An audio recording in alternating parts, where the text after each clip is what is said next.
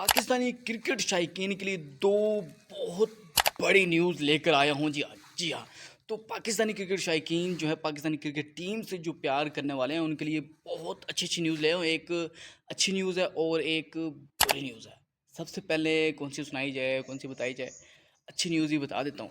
جی ہاں, تو اچھی نیوز بتانے سے پہلے جو ہے ایک بھائی نے مجھے کمنٹ کر کے پوچھا تھا کہ یار کیا اب بھی پاکستانی ٹیم جو پاکستانی کرکٹ ٹیم ہے اس کے سپر 8 میں جانے کے کوئی چانسز باقی ہیں یا نہیں ہیں یا لڑک گئے ہیں.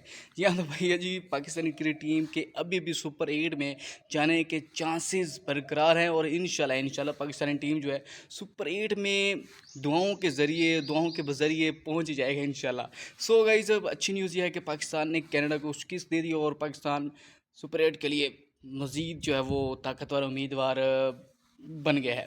جی ہاں, تو آج جو ہے پاکستان انڈیا آج جو ہے یو ایس اے اور انڈیا کا جو میچ ہے اور اس میں بھی یہ توقع ہے اور بڑی زیادہ امید ہے کہ انڈیا جو ہے یو ایس اے کو ہرا دے گا اور پاکستان مزید تگڑا ہو جائے گا. جی ہاں, تو اور اگلا میچ جو ہے پاکستان کا آئی لینڈ کے ساتھ ہے اور جو یو ایس اے کا وہ بھی آئی لینڈ کے ساتھ ہے. تو یو ایس اے جو ہے وہ 14 جون کو کھیلے گا اور پاکستان جو ہے وہ 16 جون کو کھیلے گا. تو بڑا مزہ آنے والا ہے. پاکستان کے لیے بہت زیادہ آسانی ہے کیونکہ پاکستان کو رن ریٹ کا بھی پتہ چل جائے گا 16 تاریخ کو, اور کیونکہ 14 تاریخ کو سب کچھ واضح ہو جائے گا. رن ریٹ سے ہمیں کیا لینا تھا, جو ہم نے اکھاڑنا تھا وہ کینیڈا کے خلاف بھی ہم نے اکھاڑ لیا.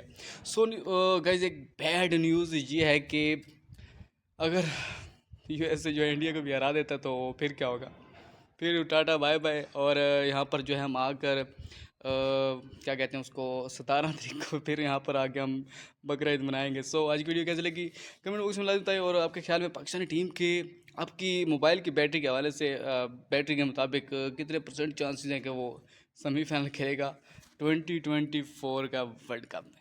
سو اللہ حافظ.